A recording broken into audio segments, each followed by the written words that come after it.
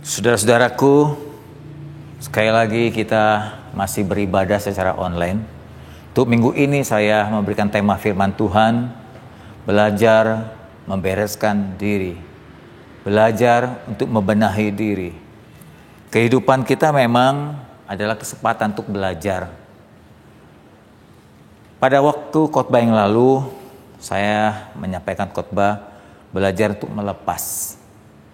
Tapi ini kali saya memberikan pengajaran belajar untuk membereskan diri. Mari kita berdoa lebih dahulu sebelum kita dengar firman Tuhan. Bapa, kali ini kami datang kembali kepadamu. Tak pernah berhenti kami ingin belajar kebenaran firman Tuhan. Karena kami kosong ya Tuhan. Seperti kertas putih yang perlu Engkau isi dengan firman-Mu, dengan kebenaran-Mu. Biarlah makin minggu makin hari kami makin mengerti kebenaran tentang hidup-Mu, tentang tujuan hidup kami, tentang keadaan kami, tentang misi kami Tuhan. Supaya kami makin berkenan di hadapan Tuhan. Roh Kudus bantu kami untuk memahami. Roh Kudus bantu hamba untuk menjabarkan, menjelaskan kepada semua jemaat dengan bahasa yang gampang. Supaya mudah dimengerti dan ditaati. Dalam nama Yesus kami berdoa. Amin. Saudaraku, minggu depan merupakan minggu pertama kita melakukan perjamuan kudus secara gabungan. Oleh sebab itu saya berharap pastikan saudara sudah mendapatkan kosti, roti dan anggur. Jika sampai Sabtu hari saudara belum mendapatkan roti dan anggur, sebaiknya saudara menyediakan sendiri potongan roti tawar yang kecil dan Fanta merah untuk menyiapkan diri. Kalau pelayan Tuhan lewat atau miss memberi roti dan anggur kepada saudara, sehingga tidak ada satupun yang tertinggal untuk mengikuti perjamuan pada minggu pertama bulan Juli. Saudaraku, kembali kepada firman Tuhan. Berjuang untuk memiliki keinginan kita, menginginkan mobil, menginginkan motor, mungkin menginginkan rumah mewah, tidak terlalu sulit bagi orang yang mapan dalam bekerja. Tapi justru yang sulit adalah bagaimana melepaskannya. Kenapa begitu? Karena melepaskan itu seringkali tidak menyiapkan diri sedemikian rupa. Jauh lebih susah melepaskan diri daripada mendapatkannya. Mengapa melepaskan diri atau mengapa belajar melepaskan itu jauh lebih sulit? Yang pertama, karena melepaskan atau kehilangan sesuatu akan terjadi terus-menerus. Mengapa kita perlu belajar? Nah, itu tadi persoalannya. Karena terlepas atau melepaskan sesuatu atau seseorang akan terjadi terus-menerus. Yang kedua, walaupun kita tidak siap, dengan bahasa lain, siap atau tidak siap, kebanyakan sih tidak siap. Hilangnya sesuatu, hilangnya seseorang itu akan terjadi dalam hidup kita. Yang ketiga, karena kita tahu akan terjadi dan pasti terjadi, kadangkala kita tidak siap diri, sebaiknya tentunya dari sekarang kita belajar untuk melepaskan sesuatu yang kita cintai, kita sukai. Kunci terbaik, Bapak Ibu sekalian, untuk diberi kemampuan melepaskan diri adalah membereskan diri. Membenahi diri atau beres dengan diri sendiri. Pada umumnya manusia yang sudah beres dengan dirinya tidak terlalu sulit untuk bisa melepas sesuatu yang dicintainya. Nah, kuncinya sekali lagi adalah belajar untuk membereskan diri. Ini bukan sebuah pelajaran yang mudah Bapak Ibu. Saya yang menyampaikan khotbah pun bukan berarti sudah bisa. Kita semua belajar, seperti saya katakan tadi, hidup adalah kesempatan belajar. Mari kita belajar untuk beres dengan diri. Di dalam Matius pasal 19 ayat 16 sampai 22 ada sebuah cerita tentang orang kaya yang muda yang sulit melepaskan apa yang diminta oleh Yesus. Padahal dia bertanya kepada Yesus bagaimana mendapatkan surga. Pada saat Yesus menawarkan, dia sulit untuk melaksanakannya. Mari kita membaca ayat 16.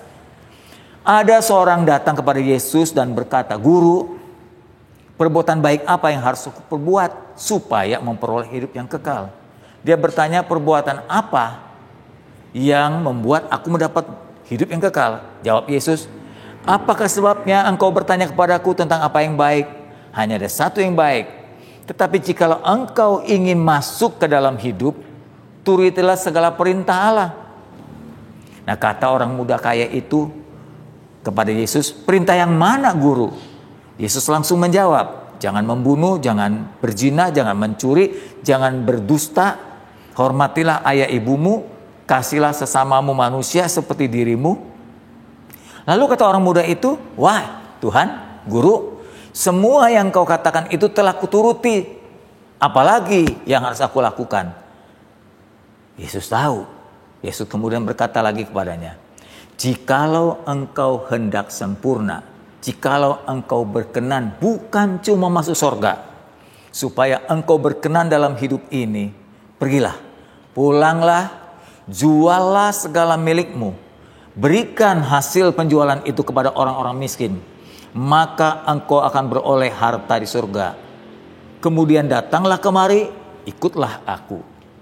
Ketika orang muda itu mendengar permintaan perkataan Yesus itu, dia tidak turuti perintah Yesus. Dia pergi meninggalkan Yesus dengan sedih.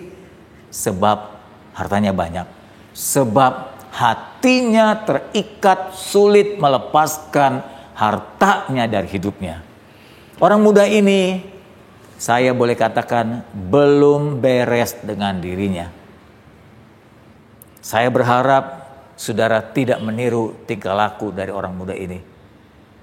Kalau toh ditanya sebaliknya, apakah sungguh-sungguh Yesus meminta supaya orang muda itu menjual seluruh miliknya? Saya rasa tidak. Yesus tahu orang muda ini terikat oleh hartanya. Maka Yesus coba mengujinya. Ternyata betul. Pengetahuan Yesus tidak keliru. Orang muda ini sulit melepaskan dirinya dari kekayaan yang dicintai. Dengan bahasa lain, dia mencintai hartanya lebih daripada hidup yang kekal. Dia belum beres dengan dirinya. Saudaraku, memang tidak gampang. Kenapa? Karena dasarnya manusia itu egois dan egosentris. Egois itu artinya apa-apa aku, buat aku gitu ya. Egosentris ya pusatnya ke aku.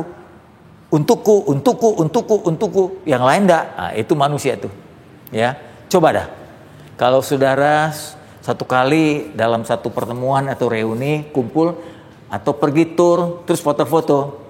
Setelah beberapa minggu kemudian foto selesai, album dipinjamkan kepada kita. Nah, pertanyaannya foto siapa dulu ini lihat? Pasti ketika buka lembaran pertama dicari mana gua, mana saya, mana aku gitu. Ya, kalau ada akunya, kalau ada guanya dilihat lama banget.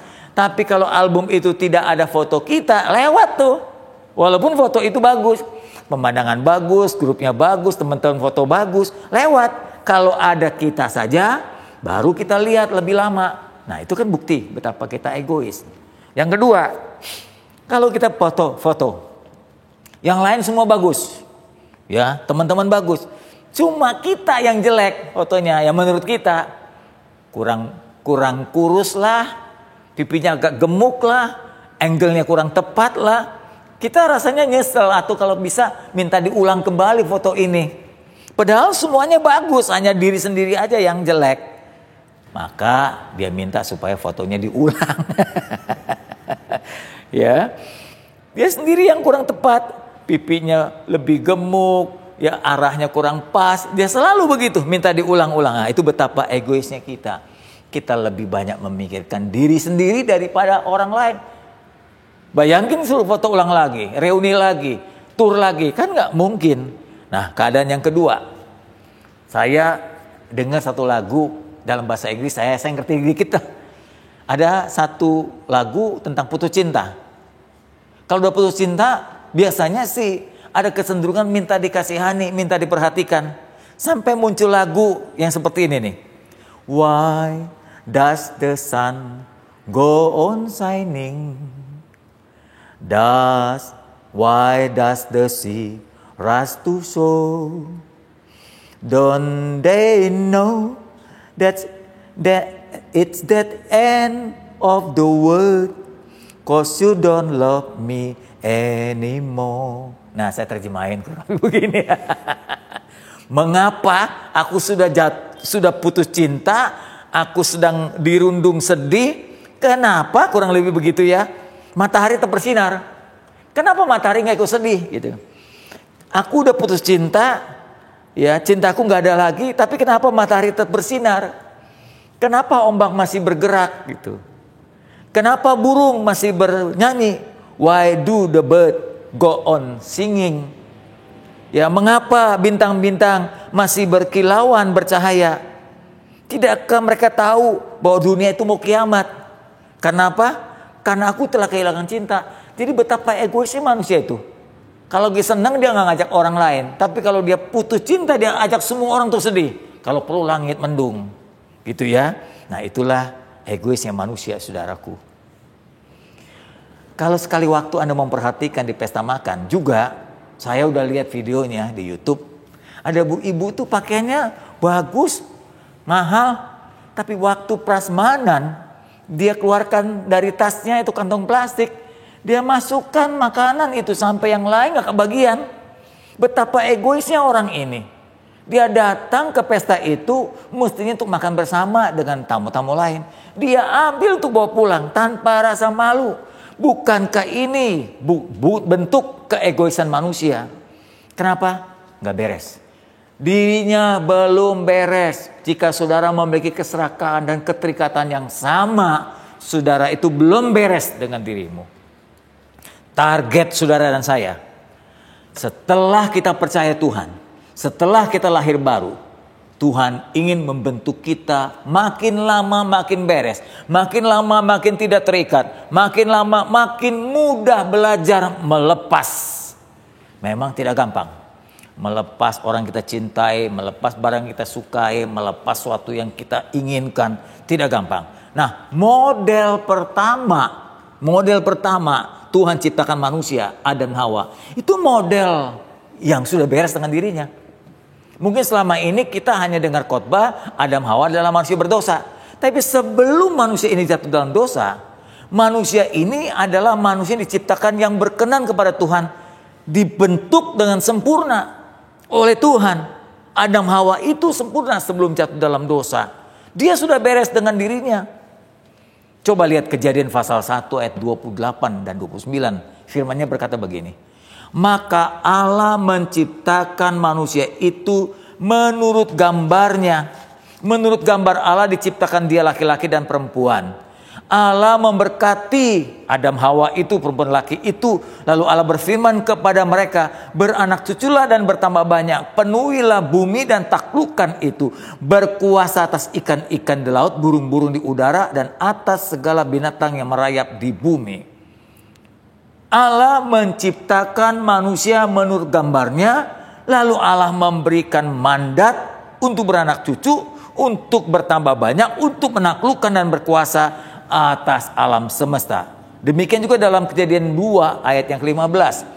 Tuhan Allah mengambil manusia dan menempatkan manusia itu, Adam Hawa, di Taman Eden untuk mengusahakan dan memelihara taman itu. Lihat dari kalimat ini. Manusia yang diciptakan Tuhan itu adalah manusia yang sudah beres dengan dirinya.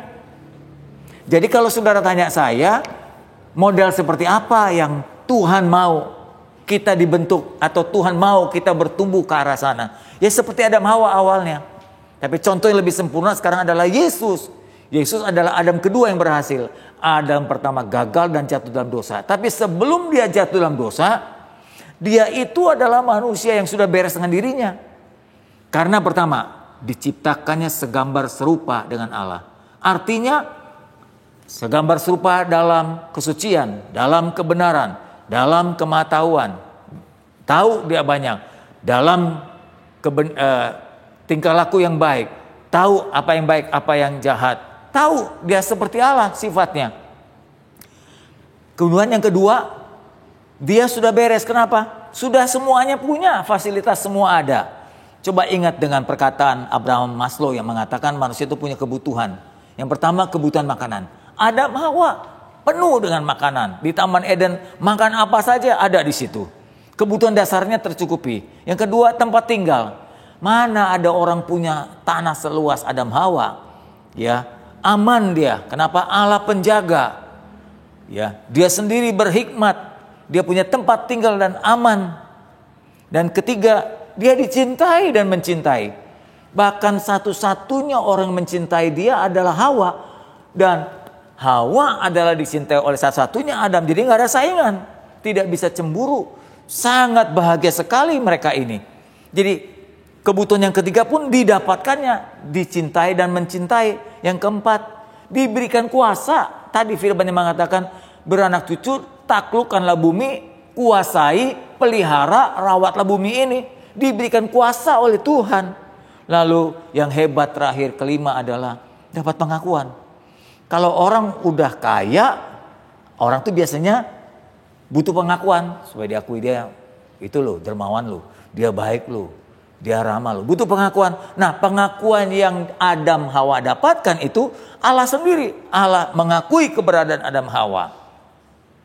Tapi sayang model yang seperti ini dihancurkan oleh perbuatan Adam Hawa sendiri. Padahal Adam Hawa adalah model yang baik. Dia pekerja keras, dia bertanggung jawab kepada Tuhan. Dia tahu semua taman dalam Adam ini termasuk Hawa, bukan milik dia. Dia tidak mengatakan Hawa itu milikku, Taman Edennya milikku, semua binatang milikku, buah-buahan milikku. Enggak, dia berkata aku cuma pengelola karena perintah yang kudengar dari Tuhan dalam Kejadian 2 tadi. Pelihara dan rawat alam semesta ini. Ya, dia nggak punya keinginan lain kecuali Tuhan saja. Itu hebatnya model yang pertama yang Allah ciptakan Adam Hawa. Manusia yang telah beres dengan dirinya. Tapi sayangnya gambar diri Adam Hawa ini rusak oleh perbuatan keserakahan. Disebut dengan dosa tadi. Ketika Adam Hawa dipancing, diuji ya oleh iblis supaya Adam Hawa yang telah memiliki seluruh fasilitas hidup ini mau punya lebih, yaitu ingin seperti Allah. Nah, Adam terpancing. Keserakahan jadi sumber atau akar dari kerusakan gambar diri. Keserakahan merusak citra diri. Keserakahan merusak pemberesan diri. Akibat dari perbuatan dosa ini yang rusak bukan cuma diri sendiri. Hubungan dengan Tuhan rusak. Hubungan dengan sesama rusak. Bahkan diri sendiri, gambar Allah dalam diri kita rusak juga. Jadi satu perbuatan dosa merusak 3 bagian. Merusak hubungan dengan Tuhan, merusak hubungan dengan sesama, dan merusak diri sendiri. Mau bukti saudara? Di dalam Kejadian pasal 3 ayat 11 dan 12. Bagaimana dibuktikan rusaknya hubungan mereka. Kalau dengan Tuhan sudah pasti. Tuhan berkata jika engkau makan buah itu, engkau melawan aku. Engkau memberontak. Hadiahnya adalah mati. Tapi ternyata kerusakan itu bukan hanya pada Allah. Tapi dengan sesama. Ketika Allah bertanya kepada Adam Hawa. Ya, hubungan rusak. Buktinya keturunan Adam Hawa, Kain dan Habel. Kain membunuh adik kandung sendiri, darah dagingnya sendiri. Dan kalau saudara tahu sebelum Kain dan Habel itu membunuh, ketika Tuhan datang kepada Adam dan Hawa dan ditanyakan, Adam, Hawa di mana engkau? Adam, Hawa sembunyi. Lalu kenapa kau sembunyi? Nah, kemudian Allah tahu, apakah engkau makan buah yang kularang? Nah, ketahuan. Akibat dosa itu Adam menyalahkan si perempuan dan berkata, Tuhan, perempuan yang kau tempatkan, yang kau berikan kepadaku, dia yang memberikan aku makan buah itu, maka aku makan. Jadi rusaknya dosa itu membuat hubungan dengan Tuhan rusak, dengan sesama pun rusak. Adam menyalahkan Hawa. Selanjutnya Kain menyalahkan Habel, bahkan membunuhnya. Itu rusaknya diri kita. dosa makin meluas. Sampai akhirnya keturunan Adam dibenam oleh Allah melalui peristiwa air bah. Yang selamat cuma keluarga Nuh. Setelah Nuh turun dalam bahtera. Setelah sekian lama diselamatkan dalam bahtera, terus melanjutkan keturunan generasi Nuh. Tapi toh masih juga manusia Sodom Gomora berbuat dosa lagi, menghancurkan gambar diri. Kehancuran Sodom Gomora udah luar biasa. Manusia udah gak normal lagi. Manusia berhubungan intim dengan binatang. Manusia laki-laki berhubungan laki-laki. Perempuan dengan perempuan. Wah, macam-macam. Sampai malaikat pun akan diperkosa oleh orang-orang Sodom Gomora. Jadi gambar diri mereka sudah gak beres, berantakan dan hancur. Tetapi kita bersyukur. Allah mengasihi kita. Ketika makin lama makin banyak manusia rusak, Allah turun menjadi manusia. Tidak ada cara lain untuk membereskan diri manusia adalah ditebusnya dosa kita dengan nyawa Tuhan sendiri. Kemudian hubungan kita dengan Allah dibenahi. Karena sumber pertama untuk membuat semua hubungan jadi beres, diambil sumbernya. Atau langkah pertama adalah hubungan manusia dengan Allah dibereskan dulu dengan cara dikirimnya anak tunggal Allah, Yesus Kristus. Allah sendiri turun jadi korban bagi kita supaya hubungan kita dipulihkan.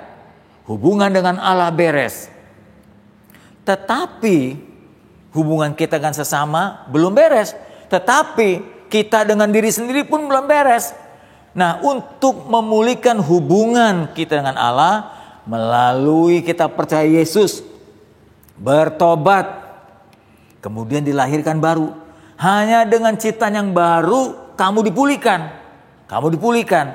Setelah lahir baru, untuk jadi berkat, untuk jadi ciptaan yang baru, untuk jadi berkat, jadi garam terang dunia, itu harus diproses.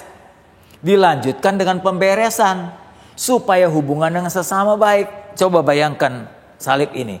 Kalau hubungan dengan Allah saja baik, lalu dengan sesama nggak baik, cuma garis saja jadi minus.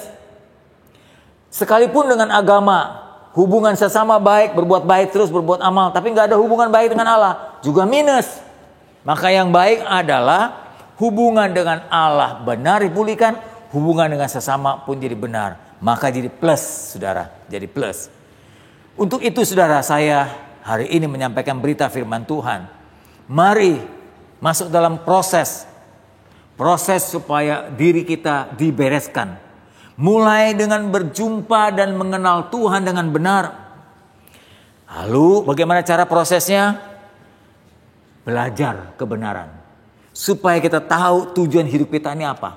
Sebab banyak orang sudah jadi Kristen tapi gak tahu tujuannya. Kalau tanya untuk apa jadi Kristen? Oh, kalau saya Kristen supaya saya diberkati, supaya saya kaya, supaya saya sukses, supaya saya terkenal. Bahkan kadang-kadang pendeta pun kalau ditanya secara jujur, jadi pendeta mau apa tujuannya? Oh, supaya gereja saya besar, jemaat jadi banyak, kan saya jadi kaya, ya nama saya terkenal. Jadi ngawur, gak tahu tujuan hidup yang sesungguhnya. Tujuan hidup sesungguhnya adalah kita harus jadi berkat, bukan dengan harta, ya bukan dengan kemewahan, bukan dengan gedung yang besar, nama yang terkenal, tapi dengan hidup kita. Kita harus tahu bahwa kalau kita punya ini dan itu, harta benda kita, gedung gereja kita, kendaraan kita, bahkan istri, anak dan nyawa kita adalah milik Tuhan. Kita hanya pengelola, kita hanya manajernya Tuhan, bukan owner yang Tuhan miliki. Dan yang ketiga, supaya kita tahu dan bisa menjadi beres dengan diri. Dengar baik-baik saudara. Sudah harus tahu kita ini berharga di mata Tuhan. Dan Tuhan berharga di mata kita. Tidak ada yang lebih berharga lagi dari kita dan Tuhan. Harta benda emas perak tidak lebih berharga daripada Tuhan dan diri kita. Karena berharganya kita sampai Yesus mati memberikan nyawanya untuk menebus kita. Dan bagi kita Tuhan satu-satunya harta yang kekal, yang abadi, yang paling berharga. Tidak ada lain. Kenapa? Yang lain akan sirna, yang lain akan kita tinggalkan, yang lain sementara. Cuma Yesus Tuhan yang abadi. Dan yang keempat, supaya kita masuk pada proses dan menemukan diri kita akan beres atau diri kita akan dibereskan, maka kita harus belajar pikul salib. Kita harus belajar menyangkal diri dengan dosa dan keserakahan. Sekali lagi, 4 langkah untuk masuk proses pembenahan diri. Pertama, harus berjumpa dengan Tuhan dan harus mengenal Tuhan dengan benar. Yang kedua, harus tahu tujuan hidup yang benar. Dan yang ketiga, ketahui sadari dirimu begitu berharga dan Tuhan berharga bagi kita. Tidak ada harta yang lebih berharga dari kita dan Tuhan. Dan yang keempat, belajar pikul salib dan sangkal diri supaya kita makin bersih, makin matang, makin dewasa, makin berkenan. Contoh orang-orang, contoh beberapa saja orang-orang yang telah beres dengan dirinya, sehingga dengan begitu dia gampang melepas. Dia tidak pernah menggenggam dengan kencang. Dia tidak pernah menyesal, menderita karena sesuatu hilang dari dirinya. Yang pertama, orang itu adalah Yesus. Yesus adalah contoh yang sempurna. Dirinya telah beres dengan kehidupan ini. Dia mengatakan dalam Matius 8 ayat 20 sebagai salah satu contoh. Dia berkata, serigala mempunyai liang, burung mempunyai sarang, tapi aku, anak manusia, tidak mempunyai tempat untuk meletakkan kepala. Itu artinya hidupnya sangat sederhana, apa adanya, bersahaja, tidak bergantung pada fasilitas, tidak serakah, tidak ingin itu, ingin ini. Boleh punya, boleh dapat, tapi tidak memburu. Nah, itu yang namanya Yesus tidak punya tempat untuk meletakkan kepalanya. Orang yang kedua, contoh bagi kita adalah Rasul Paulus lagi. Rasul Paulus pernah mengatakan sesuatu. Nah, kata-kata ini juga sebagai bukti bahwa dia telah beres dengan dirinya. Dalam Filipi pasal 3 ayat 7 dan 8. Tapi apa yang dahulu merupakan keuntungan, dulu bagiku pangkat keuntungan, kekayaan keuntungan, nama besar keuntungan, jabatan keuntungan, karir keuntungan, warga negara Romawi keuntungan. Tapi waktu ku jumpa Yesus ku anggap rugi. Malahan segala sesuatu ku anggap rugi karena aku makin mengenal Yesus Kristus Tuhanku. Tuhanku itu lebih mulia dari semuanya. Dan oleh karena Tuhan itu, aku telah melepaskan semuanya dan menganggap semuanya itu sampah, supaya aku makin memperoleh dan mengenal Kristus. Luar biasa perkataan ini. Ini tanda orang telah beres dengan dirinya. Ada lagi contoh yang lain yang lebih sederhana. Kalau saya bilang Yesus, Paulus, mungkin Anda berkata, waduh tinggi banget ya bandingannya. Waduh rohani sekali. Nah, saya kasih bandingan janda. Janda yang susah. Janda yang susah waktu itu Tuhan mempertunjukkan kepada murid-muridnya. Coba lihat siapa yang memberi persembahan paling banyak. Orang-orang kaya datang dalam Lukas 21 ayat 1 sampai 4. Firman-Nya berkata begini. Ketika Yesus mengangkat mukanya, ia melihat orang-orang kaya memasukkan persembahan mereka ke dalam peti persembahan. Yesus juga melihat seorang janda miskin memasukkan 2 peser saja. Saya nggak tahu kalau dibilang peser itu berapa. Kalau dirupiahkan sekarang mungkin hanya 200 rupiah atau 2000 rupiah kalau sekarang. Dimasukkan ke dalam peti persembahan. Kalau saya berkata 2 peser seperti ini bukan berarti saudara harus seperti dia. Kasih 2000 ya dalam kolektor. Bakso aja gak cukup saudara. Satu mangkok berapa sih? 10.000. Jadi jangan ngasih kolektor 2000. Udah gak cocok. Zaman dulu 2 peser lumayan. Ketika Yesus melihat seorang janda memasukkan 2 peser dalam peti. Lalu ia berkata pada murid-muridnya. Aku berkata sekaligus bertanya. Siapa paling banyak memberi persembahan? Sesungguhnya aku beritahu, janda itu memberi lebih banyak dari semua orang yang tadi membawa persembahan. Sekarang model gereja mempersembahkan dengan gesek. Ya, kasih nomor PIN atau transfer, udah mulai gaya. Karena udah mulai keren lah, modern. Ya, tapi kalau dibanding dengan janda yang miskin hanya 2 peser ini, dia berkata, "Kenapa?" Karena mereka semua memberi persembahan dari kelimpahan. Andai kata si A memberikan, saya kasih 10 juta lu kolektor. Kolektor bukan perpuluhan. Kolektor 10 juta, kolektor 500 juta. Tapi di rumah ada 2 triliun. Ya, nggak ada apa-apanya uang itu. Namun janda ini memberi 2 peser dari kekurangannya. Bahkan ia memberi seluruh nafkahnya. Dengan bahasa lain, janda itu memberi semua uangnya. Dia cuma punya 2 peser. Jadi semua. Perbandingannya adalah janda itu memberi semua hartanya, sama seperti orang-orang kaya tadi itu. Memberi semua uangnya. Maka itu Tuhan berkata, janda itu telah memberikan yang terbaik. Kenapa sanggup memberikan yang terbaik? Kalau dikatakan dengan bahasa lain, setelah janda itu memberikan 2 peser, keluar dari kebaktian dari gereja, dia nggak bisa membeli apa-apa lagi, nggak punya uang lagi. Dengan katakan dia membeli seluruh hidupnya. Kenapa dia sanggup lakukan itu? Karena dia telah beres dengan dirinya. Bagi dia nggak ada masalah mempersembahkan semua hartanya. Nah, marilah kita punya misi yang sama. Setelah kita lahir baru, kita harus menuju beres dengan diri sendiri. I am done with myself.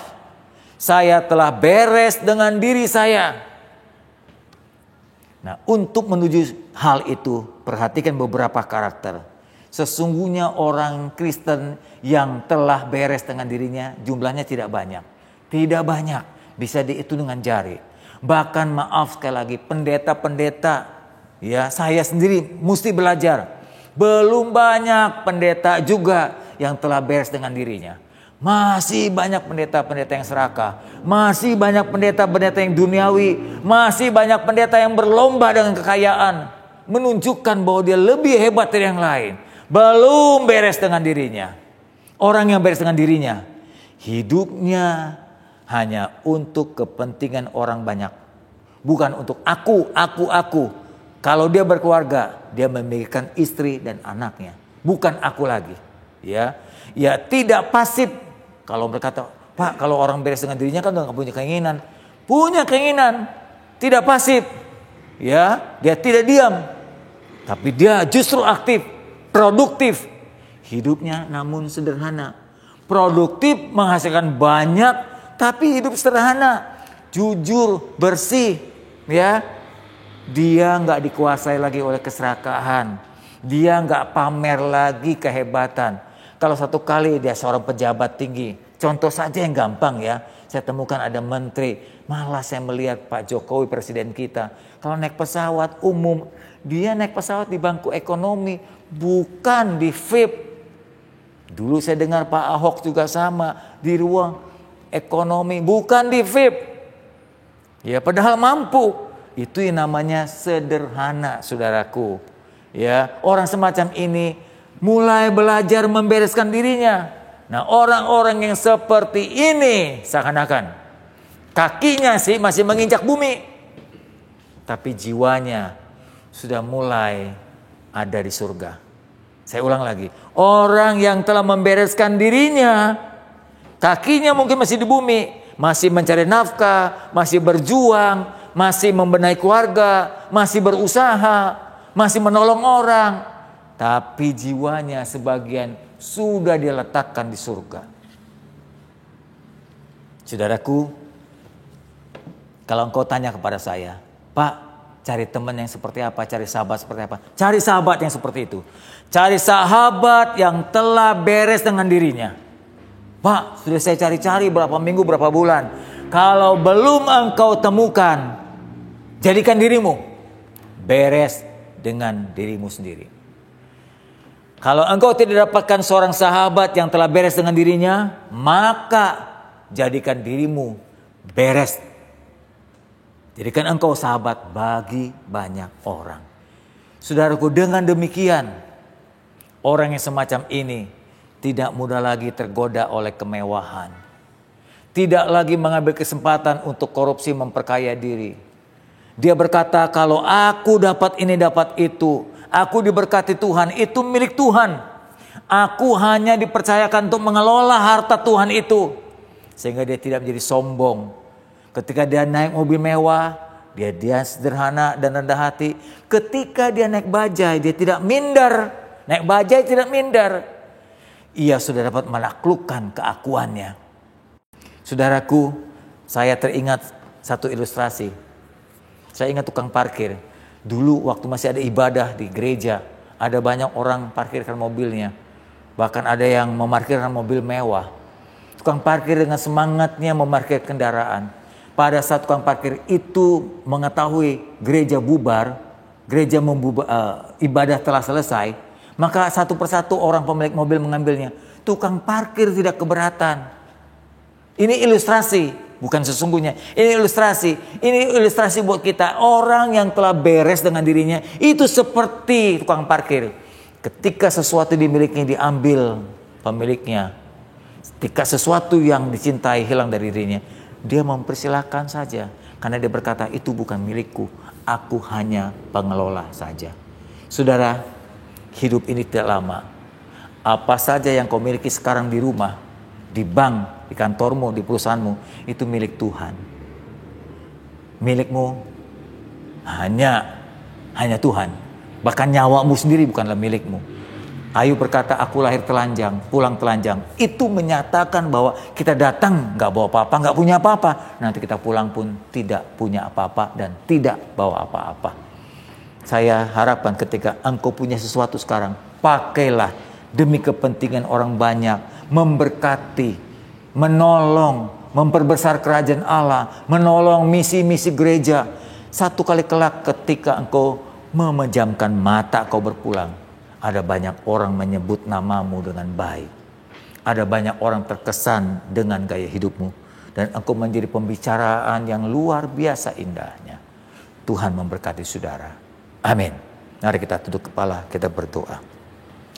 Bapa Surgawi, setelah kami belajar 2 minggu lalu bagaimana melepaskan sesuatu yang kami cintai, kami kasih, kami sukai. Sekarang kami diajar kembali untuk membereskan diri. Ternyata ini pelajaran yang makin lama makin sulit. Bukan mengada-ada, tapi ini semua realita. Kami harus menghadapi ini. Untuk membuat rasa ringan melepaskannya, maka kami harus beres dengan diri sendiri. Di dalamnya tidak ada lagi keserakahan. Di dalamnya kami mengikis keegoisan. Di dalamnya tidak ada lagi untuk menimbun. Di dalamnya tidak lagi ada kesombongan. Justru yang ada kerendahan hati, kedewasaan, kematangan, kebijakan. Tujuan hidupnya hanya untuk orang banyak. Tujuan hidupnya hanya untuk menyenangkan Tuhan dan sesama. Jika ia berkeluarga, dia akan menyenangkan istri dan anaknya. Dia berkeluarga, dia akan menyenangkan suami dan anak-anaknya. Tuhan tolong kami. Makin hari, ajar kami makin membereskan diri. Dalam nama Yesus, kami berdoa dan berharap ini terjadi pada kami. Amin. Saudaraku, di akhir dari ibadah ini, saya akan menutup dengan doa berkat. Supaya ketika kita pulang, Tuhan tetap menyertai kita. Tuhan mau terus memproses kita untuk membereskan, membenahi kita. Tuhan sudah membereskan kita dengan Tuhan. Tuhan mau kita membereskan kita dengan diri sendiri dan membereskan kita dengan sesama. Mari, angkatlah kedua tanganmu saudaraku. Bapa Surgawi, kami telah dengar firman Tuhan. Kami tahu diri kami sudah dibereskan dengan Tuhan melalui korban Yesus. Sekarang waktunya kami membereskan diri kami dengan diri sendiri dan membereskan diri kami dengan sesama. Ampuni kami yang telah melukai orang lain. Ampuni kami yang mungkin merugikan orang lain. Ampuni kami yang tidak berbuat baik pada orang lain. Ampuni Tuhan, supaya orang lain pun bisa dibenahi dirinya. Jika kami jadi suami, jadikan kami suami yang terbaik. Jika kami istri, jadikan kami istri dan ibu yang terbaik. Jika kami anak, jadikan kami anak terbaik buat orang tua kami. Jika kami cucu, jadikan kami cucu yang terbaik. Jika kami jemaat, jadikan jemaat yang terbaik. Bukan jemaat yang pelit, bukan jemaat yang egois, bukan jemaat yang memikirkan diri sendiri. Tapi jemaat yang menyukakan hati Tuhan. Makin berkenan dia Tuhan. Kalau kami jadi pekerja yang baik, yang berkenan di hati Tuhan. Sekarang saatnya saudaraku, terimalah damai Bapa, perkenan Bapa, cinta dan sayang Tuhan yang tiada hentinya, pertolongan, pimpinan, bimbingan Roh Kudus membentuk saudara makin hari makin dewasa, makin hari makin matang, makin hari makin dapat membenahi diri dan beres dengan diri sendiri. Dalam nama Yesus kami sudah berdoa. Amin.